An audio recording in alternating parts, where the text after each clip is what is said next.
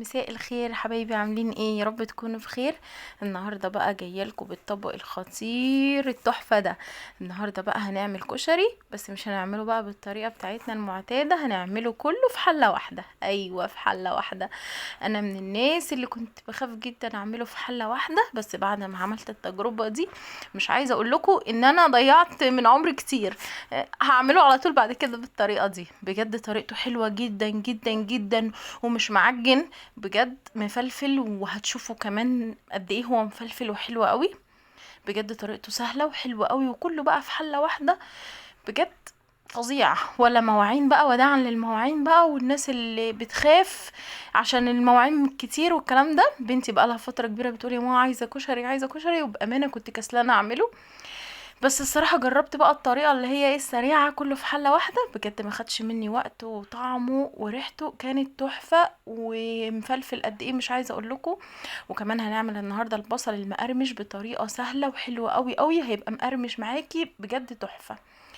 اول حاجة، انا عندي هنا نص كوباية من العدس اللي هو بجيب. غسلتها.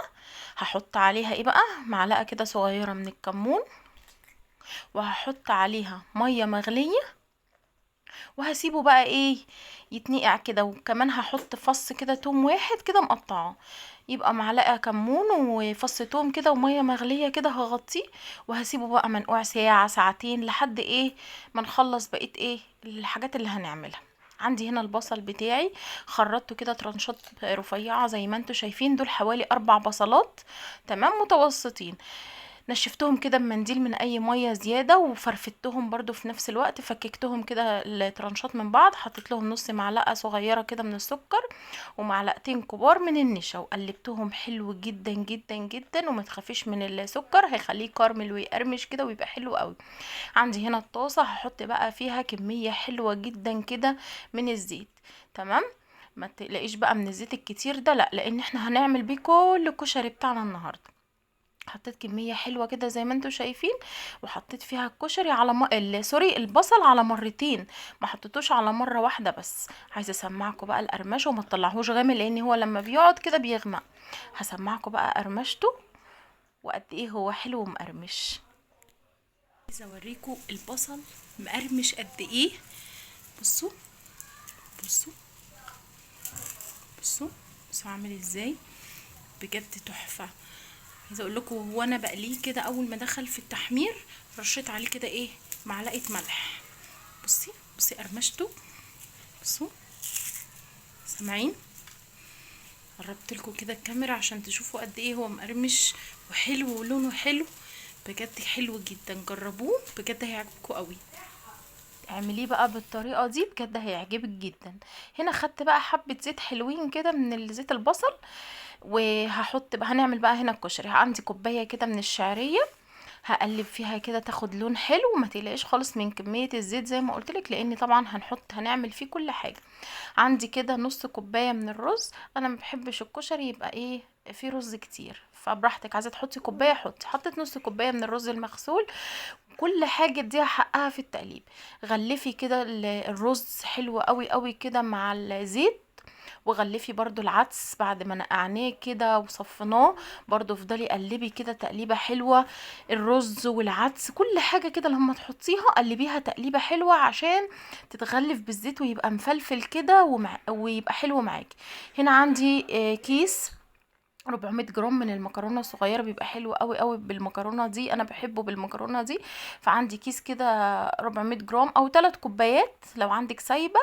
هنا هننزل بقى بالتوابل. الملح بتاعي بعد طبعا ما قلبت برضو المكرونه حلو في الزيت، حطيت ملح، حطيت كيس مرقه اللي هو الفوريه بتبقى حلوه قوي، وحطيت رشه كده من الكمون. وبرضو هقلب كده تقليبه حلوه. هفضل اقلب بقى وشم الريحه الحلوه. بصي شكله مفلفل ازاي وحلو ومتغلف حلو قوي قوي بالزيت.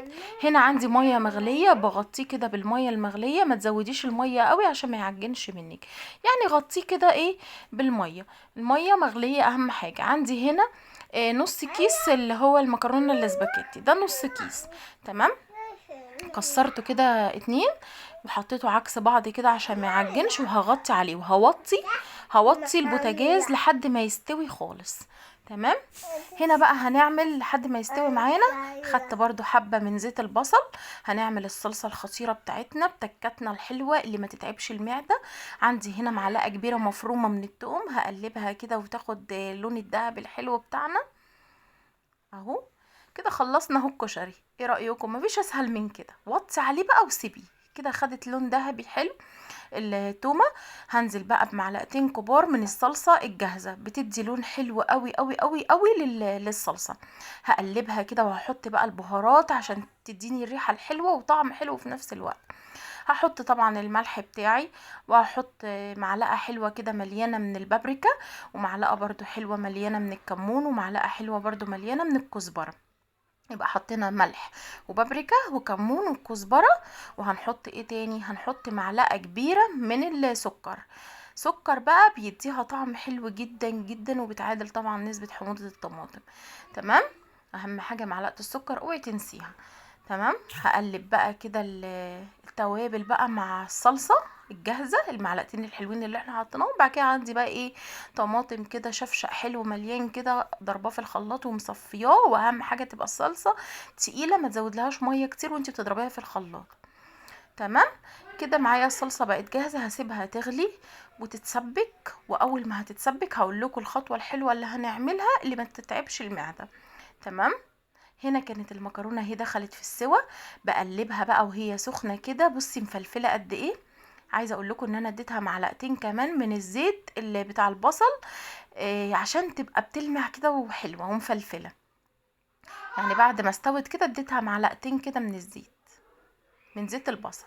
بصي بقلبها حلوة قوي وبفككها كده من بعض. ما تخافيش مش هتلزق منك ولا اي حاجة. ولو لزقت الاسباجيتي بشوكة كده قلبيها وفرفتيها كده وهي سخنة هتتفكك معاكي. هنا هنعمل الدقة الخطيرة بتاعتنا. عندي برضو معلقة كبيرة من التوم وزيت بصل. حطيت لها كده معلقة من هريسة الشطة، او ممكن تحطي قرن فلفل سبايسي. وقلبتهم وحطيت كوباية مليانة من المية، وحطيت البهارات بتاعتي ملح وكمون. تمام. هتغلي هطفي عليها وهحط ايه؟ نص كوبايه من الخل. هنا الصلصه بتاعتي بعد ما طفيت عليها، الخطوه بقى اللي قلت لكم عليها، حطيت 3 معالق كبار، سوري، حطيت نص كوبايه من انا اتلخبطت. الصلصه بعد ما طفيت عليها حطيت لها 3 معالق كبار من الخل. بتبقى حلوه قوي بعد ما بتطفي عليها. تمام. هنا بقى الشطه بتاعتي زي ما انتم شايفين، حطيت زيت برضو، حطيت معلقتين كبار من الشطه اهي. الصلصه بقت جاهزه والدقه. حطيت معلقتين كبار من الشطه ونص كوبايه من عصير الطماطم الحلو بتاعنا. وكده الشطه بقت جاهزه معايا. حابه تعمليها، حابه مش حابه براحتك.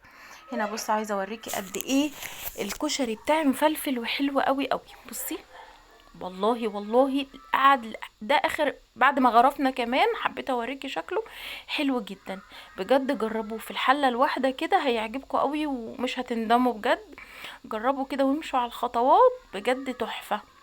طريقته حلوه وسريعه وحلوه جدا.